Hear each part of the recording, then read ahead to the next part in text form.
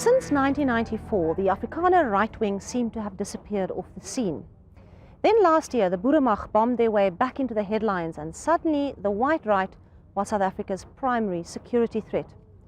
Maybe we'd been lulled into thinking the right wing had disappeared because most Afrikaners embraced the new South Africa.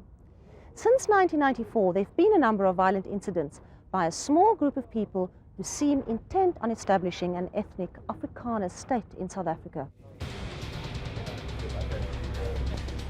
On Christmas Eve 1996, a bomb explodes in a supermarket in Worcester. A group called the Boer Aanvalstroepe claims responsibility for the blast, which kills 4 people and injures 60. They demand the release of what they call Boer freedom fighters and that Boers be granted their own territory. 2 right-wingers are later arrested on a remote farm where they've been preparing for their war. Literature found at the house links them to a religious sect, the Israelites. They believe the Afrikaners are among God's chosen people. A 3rd accomplice is later extradited from Namibia. They are sentenced to 88 years in jail. In early 1997, a group of 12 right-wingers are arrested while trying to steal weapons and military equipment from the Pomfret military base in the northern province. They call themselves the Pretoria Boer Commando. Their leader is well-known right-winger Willem Rutte.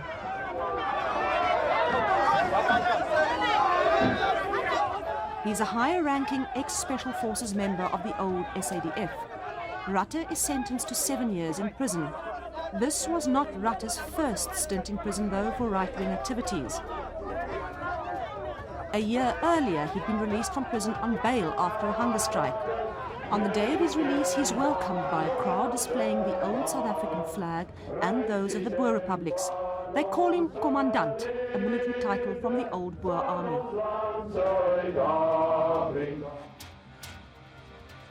In May 1998, a group of men break into the Tempe Army base in Bloemfontein. Over 100 weapons, including machine guns, rocket-propelled grenades, mortars and night vision equipment, are stolen. 2 weeks later, the same group rob a Tempe Army truck. They murder the black occupants and make off with machine guns and ammunition worth millions of rands. 4 men are arrested and tried for theft, robbery and murder. They're alleged to be members of a new organization called Die Volk. There are indications that the 4 are also members of the right-wing religious sect, the Israel Identity. They are all sentenced to long terms. Then in March 2002, 3 men are arrested on a small holding near Parijs in the Vaal Triangle. They are charged with sabotage. They'd planned to blow up the Vaal Dam. Like the Worcester bombers and the Tempe killers, they are also followers of a right-wing sect, this time a splinter group of the Israel Vision.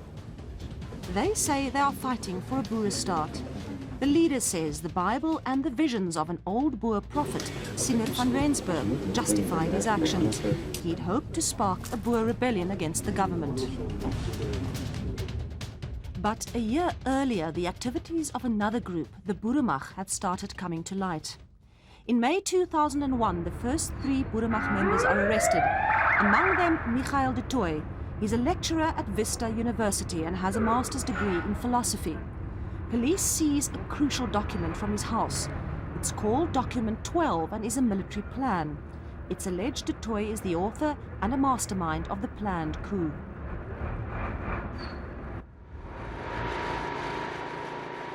In September last year, the police say they've uncovered a Boeremag plan to bomb the Sustainable Development Summit in Johannesburg. Later the same month, they find a truck parked in an industrial area of Lichtenburg in the northwest province. It's packed with ammunition, petrol bombs, food, military and medical equipment. To make it stick to that target. Small arms ammunition. There are also a number of neo-Nazi badges. Police believe the truck was to have served as a mobile headquarters in the event of a conflict.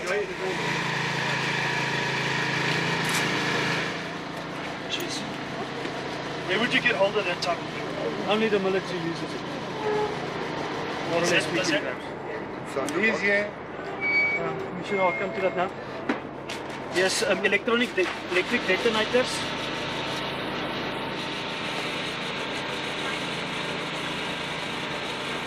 During this time, the Boeremag sends a letter to the media informing them of a state of war.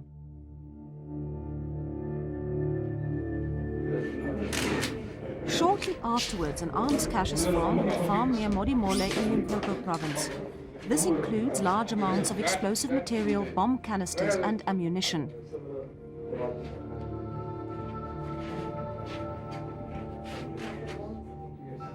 The police now admit that the Boeremag is a bigger threat than initially thought, and a more accurate profile of the people involved is emerging. The worrying thing about this grouping is that they are very young people who have been used in this process. It's a worrying thing. It is also a worrying thing that it's not your clapdraft and coke type of grouping. It's quite an educated group of people. People with high standards of education. In October, 8 bombs explode in Soweto. Another explodes in Bronkhorstspruit. In November, a bomb damages the police aerial wing at Grand Central Airport in Midrand. In December, the police intercept a bakkie packed with explosives. They believe the intended target is a soccer match in Pretoria. The police hunt intensifies. By the end of the year, 23 members of the Boeremag have been rounded up. This includes the other alleged commander, Ton Foster. The charges against them range from treason to terrorism and sabotage. This was one of their alleged plans. First, a Boer army is established. Secondly, chaos is created and 4,000 men are mobilized countrywide. Then the electricity is cut in Bloemfontein and Gauteng. Traitors are eliminated and radio stations taken over. Army and police bases are also taken over. Jailed right-wingers are freed. All blacks and Indians are driven towards KwaZulu-Natal. KwaZulu-Natal is then bombed to force them out of South Africa altogether. Then a Boer Republic is declared.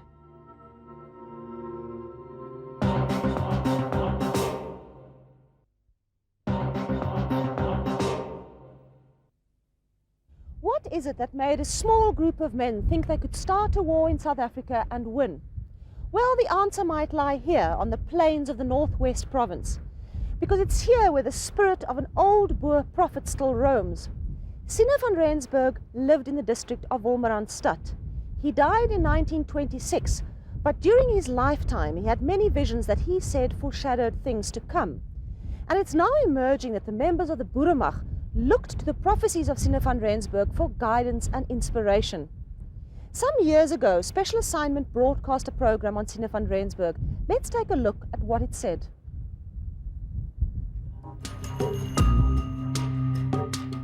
His name was Nicholas van Rensburg. His friends simply called him Siener. This is his story. Who was Siener van Rensburg? How accurate have his prophecies been in the past? What did he say about the world at the turn of the millennium? What did he see for South Africa as we enter the 21st century? Born in 1864 in the district of Wolmaranstad in the West Transvaal, his full name was Nicolaas Pieter Johannes Janse van Rensburg. In this program, we will call him by the name he was commonly known as, Die Siener. It means the seer, a man who could prophesy the future. Siener was an apocalyptic prophet of his people. His visions are couched in the searing language of the prophets of the Old Testament.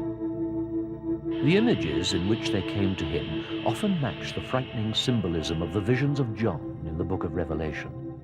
His prophecies are steeped in his unshakable faith in the God of Israel, the God of the Afrikaaner nation. Of himself he said, "I am only a messenger from God." De Here is mijn herder.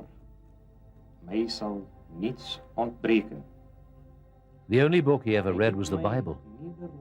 He read it by spelling each word separately, as he had been taught by his mother. Aan zeer stille wateren. Hij verkwikt mijn ziel. Hij leidt mij This is the copy behind his home where, early in the mornings, he used to climb to the top. Here, alone with his Bible, he had most of his visions.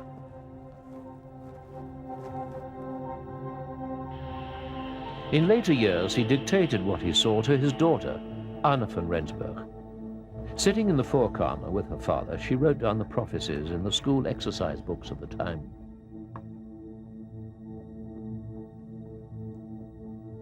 Ek sien 'n swart gordyn in die verre toekoms. Maar vir ons wat weet, sal dit nie so donker wees nie.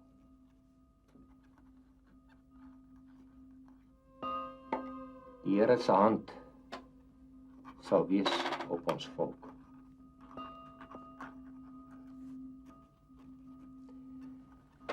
Ek sien die vuurkleur wapper weer. Ek sien 'n nuwe republiek. These are the original books of Anna van Rensburg, in which she wrote down her father's visions. There are more than 700 recorded prophecies of Siener van Rensburg. We can only look at a fraction of them. Visions relating to the past, the present, and the future. In 1899, the darkest days in Afrikaaner history rolled across the republics of the Old Transvaal and the Orange Free State. The Anglo-Boer War. Like so many other Boer, Siener left his wife and children on the farm and joined the commando of the legendary General Koos de la Rey of Lichtenburg, the Lion of the West Transvaal. It is said that Siener never carried a gun and that he never shot anyone. He joined up to be the voice of God for the fighting Boers, always guiding, consoling, protecting. Throughout the war, his timely visions saved many commanders from being captured or killed.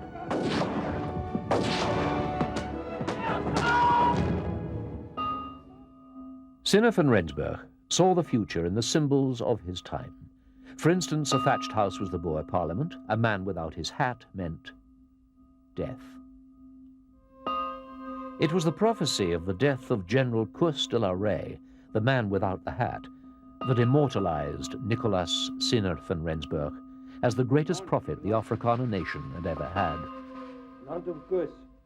On Saturday, July the 11th, 1914, shortly before the start of the First World War, the Siener unexpectedly visited de la Rey on his farm near Lichtenburg.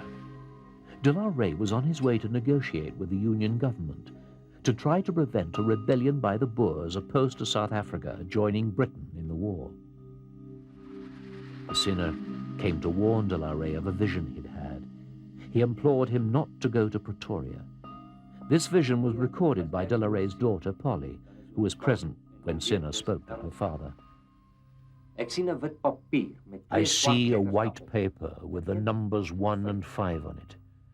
The white paper with the black 15 hangs over Lichtenburg. Then I see you, and you are without your hat. I see night falling. A black cloth of mourning hangs over the town. I see a long wagon pulled by steam. Many steam wagons. I see a commando on horseback arriving from Schweizer Reneke. They sleep in the open. It is not war. I see flowers, flowers everywhere. Oom moet versigtig wees asseblief.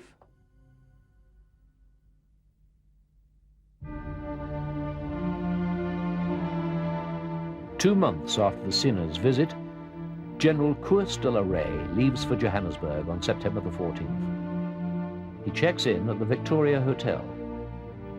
At reception, he collects the key to his room.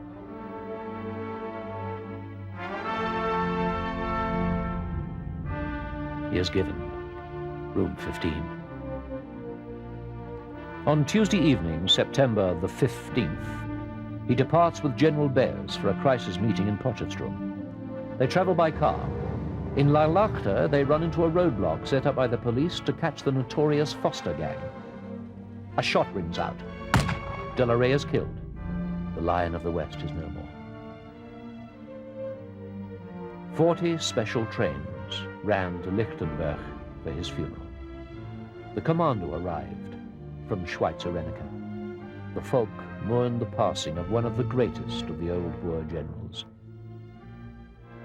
Everything happened just as Siener van Rensburg had prophesied.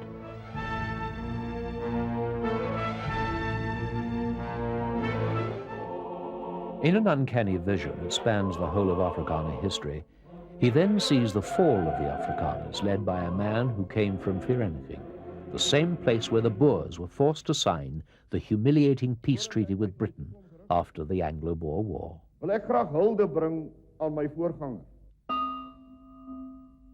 I see a wagon wheel rolling in from the Eastern Cape. At first it follows a winding road. Then it finds a straight path. It loses a spoke. Then it loses its rim. Slowly it becomes a new wheel. The wheel rolls on to Vereniging, to the petrol factory, and there it stops, topples, and lies still.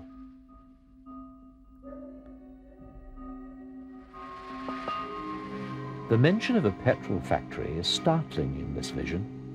In Siener's time, cars were few and far between. The oil and petrol from coal complex at Sasol near Vereniging was built in 1950. The rest of the prophecy is explained by scholars as follows.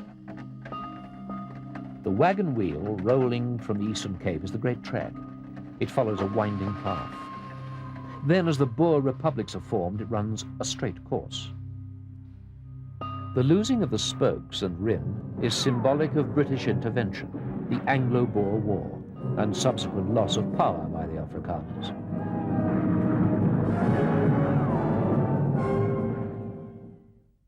The new wheel points to the Afrikaners establishing the Republic in 1961. Whatever the cost. All reasonable people De Klerk was MP for Vereniging when he came to power.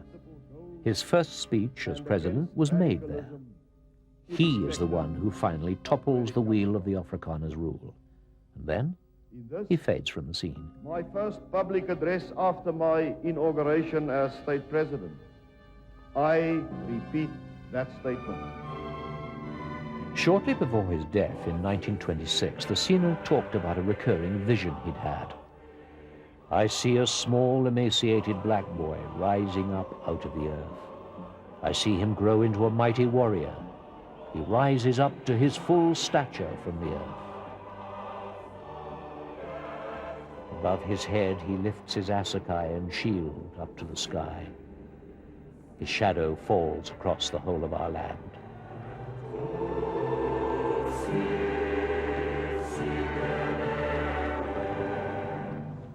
This is far into the future. Then I see him vanish in a cloud. In these days, Siener says, white racism will be on the increase all over the world, especially in Europe. For the Afrikaner nation, it will be a dark time when many forces will be aligned against it. But then, he says, the Afrikaners will rise again and regain their freedom. The nation will take their destiny into their own hands. There will be a great silence before the storm. I see a pail full of blood toppling, falling. And from the pail will rise the Veerkleur flag to fly again over a free nation. When will this happen? When people asked Siener for dates, he simply said, the time and place is known only to the Lord. But there are some indicators. In 1916, he tells his friend, Boy Musman, there will come a time when I will be once again in the news. In those days, I see we are still fighting amongst ourselves. Then it is over, and we will have a black government. It is then that the Afrikaners' final and fiercest struggle will begin. There's no doubt in my mind that he had an exceptional gift. Ek glo Hy was definitief 'n profeet van God. There is so much historical evidence in terms of the historical manifestation or realization of his visions, that there is no doubt that he was an amazing figure. En ek dink baie mense verstaan sy boodskap verkeerd. Dit is hoekom ek dink die dinge onlangs wat nou gebeur het met van die mense, dat hulle sy gesigte verkeerd vertolk het. The book of Nostradamus is well known, the revelations in the New Testament of the Christian Bible is well known, and I think Siener van Rensburg's visions should also be placed in this category of apocalyptic or revelatory visions. And if you want to create a dream world, you can use these books or these writings because they are written in mythical and poetical language. We don't yet know to what extent the visions of Siener van Rensburg influenced the Boeremag thinking, or if they thought their actions were fulfilling those prophecies. One state witness has suggested it did play a role, and on the very face of it there are interesting parallels between some of the Boeremag's alleged plans and events outlined in some of the Seer's visions. One of the Boeremag's plans is to guard the railway line between Prieska and Luderitz. No explanation is given, yet these towns have great significance in a vision of Siener van Rensburg. Hy sê die wapens wat ons gaan haal sal met skepe na Prieska toe kom. Lichtenburg also features. Last year, letters are sent to various people urging them to gather at the Lichtenburg commander for the declaration of a Boer Republic. Again, Siener has significance.